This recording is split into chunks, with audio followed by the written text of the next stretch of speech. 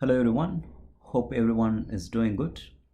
In this video, I'm going to randomly walk you through the various matrix manipulations that you can use in MATLAB. So please excuse me, this is not going to be a very structured video. This is going to be a random video, which means the commands that I'm going to walk you through, they can be very useful, particularly if you have got a temperamental proclivity to do research. But I'm going to walk you through those commands randomly. Nonetheless, it will make very good sense. You can practice, particularly if you have got MATLAB installed in your computer, you can practice these commands to the point of automaticity. Okay. To start with, suppose I want to create a matrix of size 3 by 3. Okay. So you can use the command rand3. The rand, R-A-N-D, stands for random, which means that it's going to create a random matrix of order 3 by 3. So if I hit enter, so here we go. So there it creates a random matrix. It's a 3 by 3 matrix. And one thing that you can note here is that all the numbers are between 0 and 1. So there are no negative values. So there is a pattern that is emerging. And there are no values that are greater than 1. Okay. Suppose you want to create negative values. So what you can do is, suppose I want to create a new matrix, say B matrix with the negative values. You can type rand n, where that n stands for a normal Gaussian distribution, which means that there will be negative values also. Okay. A 3 by 3 matrix. Okay, this time let me create a 4 by 4 matrix for you. Yeah. So there is a normal Gaussian distribution matrix with your 4 by 4 matrix that has been created. Okay, good. Now, suppose I want to create a matrix where a 4 by 4 matrix where all the elements in the matrix are unity. Okay, so how can I do that? So here we go. So let me call this matrix as C matrix. You just type 1s 4. So all the matrices, all the elements in the matrix, they are unity. So I'm calling this new matrix as the C matrix. Okay, where all the elements are unity. Good. Suppose I want to create a matrix full of zeros. So I will call that as D matrix. You type zeros. It's a 4 by 4 matrix. So D matrix, a 4 by 4 matrix with all the entries are 0. Okay, good. Let me clear my screen. Let me create a random 4 by 4 matrix. Okay, good. Now, I want to take out the first 3 rows in the A matrix, and I want to take the first 2 columns in the A matrix. How can I do that? I want to take the first 3 rows in the A matrix. I want to take the first 2 columns in the A matrix. So I can call this new matrix as the B matrix. Okay. So what is B matrix? It's going to be the first 3 rows of the A matrix and the first 2 columns of the A matrix. Okay. So it is A of 1:3, comma 1:2. So in that way, you are actually going to create the first 3, you are actually going to squeeze out the first 3 rows, the first 2 columns of the A matrix. So this is the command that can be very useful. You can see that. Okay, good. You have squeezed out the first 3 rows and the first 2 columns. Now, suppose I want to squeeze out all of the rows in the A matrix, and say, for example, the first 2 columns or the first 3 columns. So how can I do that? So I will call this as C matrix. I want to squeeze out all of the rows. Okay, so this is the command. You call that as is to or what is this, colon? Okay, and you want to squeeze out the first 3 columns of the A matrix. So here we go. All of the rows. It dumps all of the rows and the first 3 columns. Okay, good.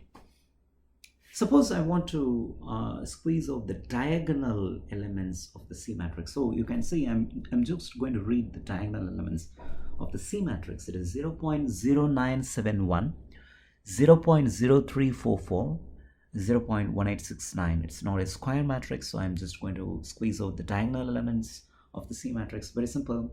It is diag of C. That's it. So you can nicely get the diagonal elements of the C matrix. Okay, so this is the C matrix, and you are able to get the diagonal elements. Suppose you want to sum the diagonal elements. So what do you get when you sum all the diagonal elements? 0.0971 plus 0.0344 plus 0.1869. So what is the command? So it is sum of the diag of the C matrix. Okay, this is the sum. You can get nicely the sum of the diagonal of the C matrix. Okay. Now, okay, let me clear my screens. Let me create a random matrix of say order 3 by 3. And suppose I want to replace the second row, second column element. It is 0.1190. I want to replace this by the number, say 16. Okay, I want to replace. Now how do I do that? So A of the second row and the second column, I want to replace it by the number 16. You hit the enter button, there you go. So you have replaced the second row and the second column by the number 16. Great. Suppose I want to create combine two matrices. So let me create a matrix full of ones of order, say 3. Okay, suppose I want to combine a matrix and a B matrix. So what is the command that I can use? I want to call this new matrix as the C matrix. Very simple. It is you want to combine a matrix and a B matrix. Here we go. That's it. So you have combined the A matrix and B matrix. And so A matrix is here, followed by the B matrix 1 1 1. So you have added the row 1 1 1, the next row 1 1 1, and the next row 1 1 1. So that is what it has done basically. Yeah. Okay, let me clear the command window. Let me create a square matrix, a 3 by 3 matrix.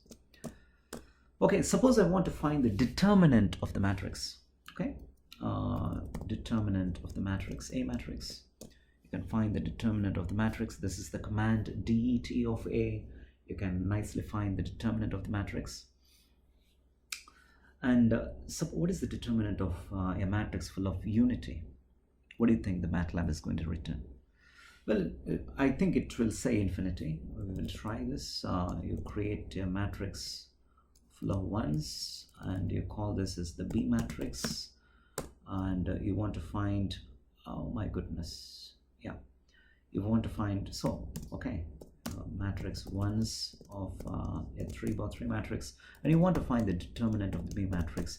It's going to say 0. Yeah. What do you think will be the inverse of the matrix? Okay, so inverse of the A matrix, inverse of A matrix, INV is the command, so it gives you the inverse of the A matrix.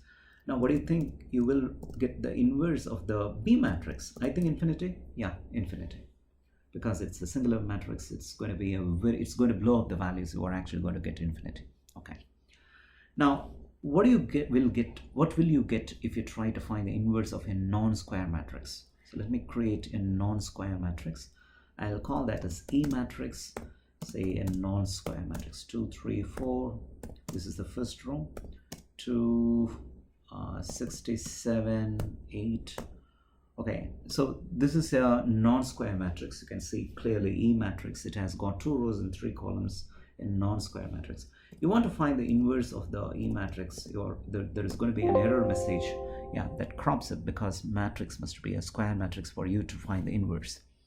The question here is there a way to circumvent this? Because in some of the applications, you have to find the inverse of the matrix, particularly if you are solving non-linear dynamics problems. Then you have to find the inverse of the matrix. The question here is, how will you find the inverse of the matrix? Well, that I can make that video as a part 2 of a continuation to this video. we will see the, the, the concept of singular value decomposition that enables you to find the inverse of the non-square matrices. Thank you so much. Thanks for listening.